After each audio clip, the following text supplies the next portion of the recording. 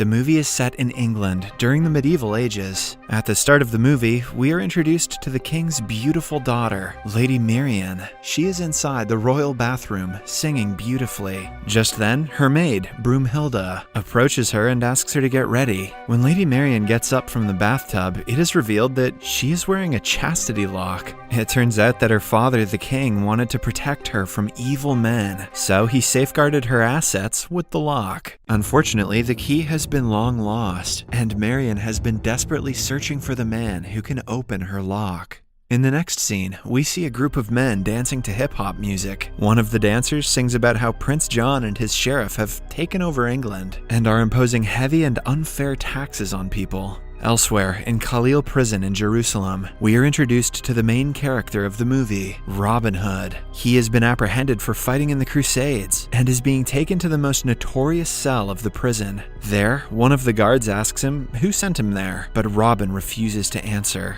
As a result, the guard takes out a tongue loosener and punishes him with it. However, Robin still does not budge. Tired, the guard chains Robin next to a prisoner named Asniz, mentioning that he will be back for interrogation again. After he is gone, the two prisoners introduce themselves and become fast friends. While Robin is imprisoned for something serious, Asniz is locked up for simply jaywalking. Soon, they come up with a plan to escape and strike the metal bar which is holding their chains. Luckily, the bar breaks, and they are able to set themselves free. The duo then frees everyone inside the cell, and collectively, all of them escape through the ventilator. In the next scene, Robert and Asniz are on the beach, where Robin expresses his gratitude towards Asniz for helping him escape. As a sign of friendship, he promises to help him in any way possible. Hearing this, Asniz takes out a picture from his pocket, which belongs to his son, Achu. He then hands over the picture to Robin and requests him to look after his son, who is in England. Surprised, Robin asks how Achu ended up in England, to which Asniz replies that he's an exchange student. Being a man of his word, Robin promises to look after Achu and departs the place. However, instead of traveling on a boat like a normal person would, he swims all the way from Jerusalem to England. After reaching there, he gets on a horse and proceeds towards his house. Surprisingly, on the way, he sees some soldiers beating an African boy. Robin quickly deduces that it's Achu, as there are no other Africans in the area. He rushes to save the boy, and with his exemplary fighting skills, defeats all the soldiers single-handedly. After this, the two get on the horse and proceed to Robin's home, the Locksley Hall. Sadly, when they arrive, they find the house being towed away by a man. Enraged, Robin confronts the man and asks what's going on. The man simply hands him a scroll, and on reading it, Robin finds out that Prince John has confiscated his house for failing to pay taxes on time. Although Robin tries his best to claim that it was impossible for him to pay the taxes, as he was jailed in Jerusalem, the man doesn't listen and takes the house away. As Robin wanders the place dejected, he notices his blind servant, Blinken. The two express their happiness at meeting each other after so long, but soon, Robin is devastated when he finds out that his father has passed away. To make matters worse, Blinken mentions that even his mother, brothers, dog, cat, and goldfish perished while he was away. As the two continue talking, Blinken takes out a pendant and hands it over to Robin, mentioning that it was his father's last gift for him. When Robin asks what's inside it, Blinken replies that it holds the key to the greatest treasure in all the land.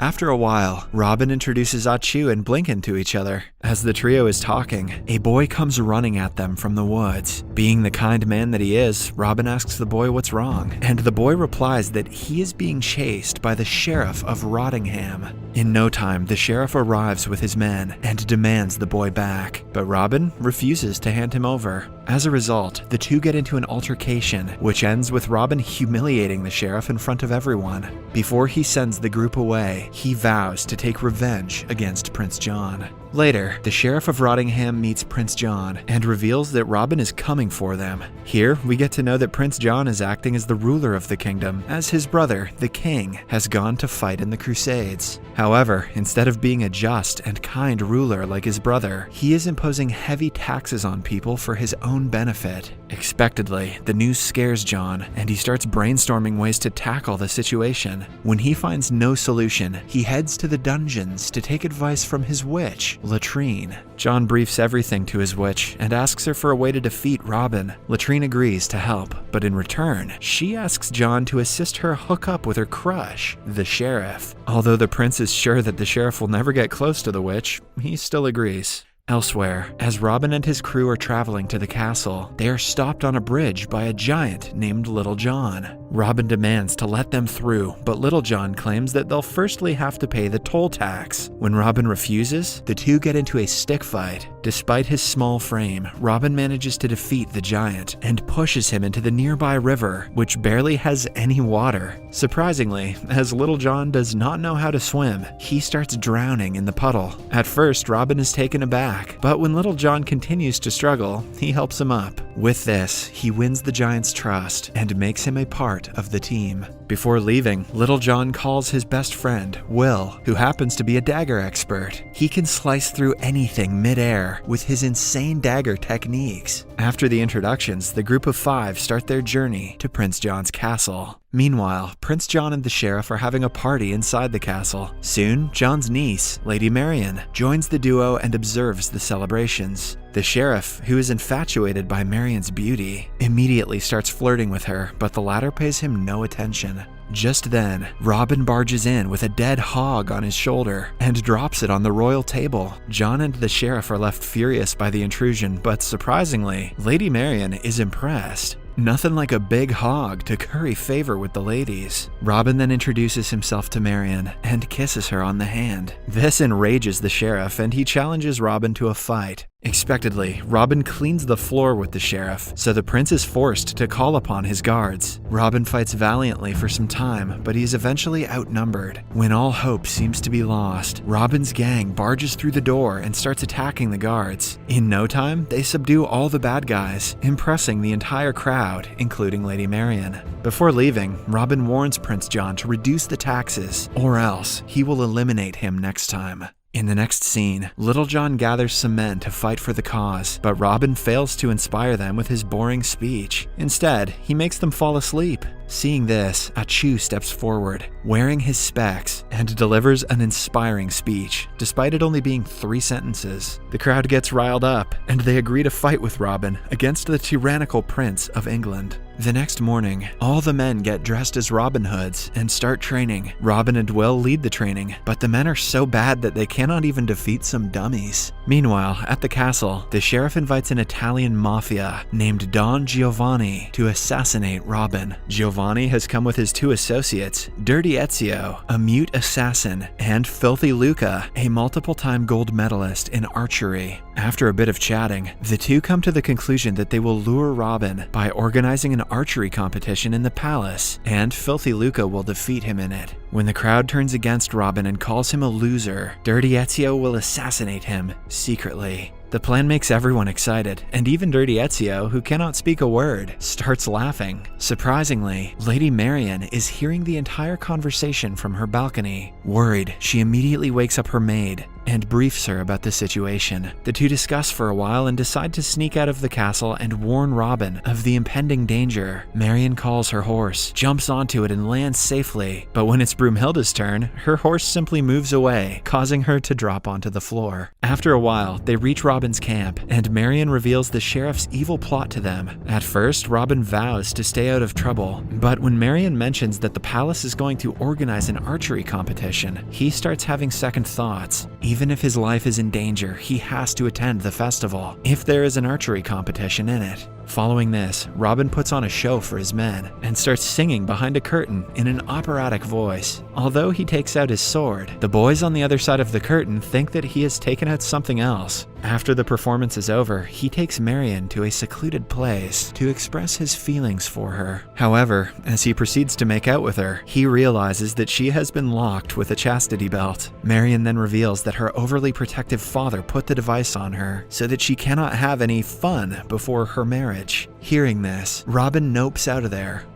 He tries to kiss her, but they are stopped by Broomhilda, who mentions that they are getting late. With this, the two depart on their horses, but not before vowing to meet Robin again. In the next scene, we are taken to the palace where the annual archery competition is about to commence. Several skilled archers have come from all across the land, hoping to win the ultimate prize. As expected, Robin's men are also there, but they're disguised as women. On the other hand, Robin has worn the attire of an old man. Soon, the competition begins, and only 2 men are able to hit the bullseye. The 2 men are none other than Filthy Luca and Robin. Seeing him, the sheriff immediately deduces that it is Robin in disguise. Meanwhile, Dirty Ezio is hiding in a nearby tower, ready to shoot Robin.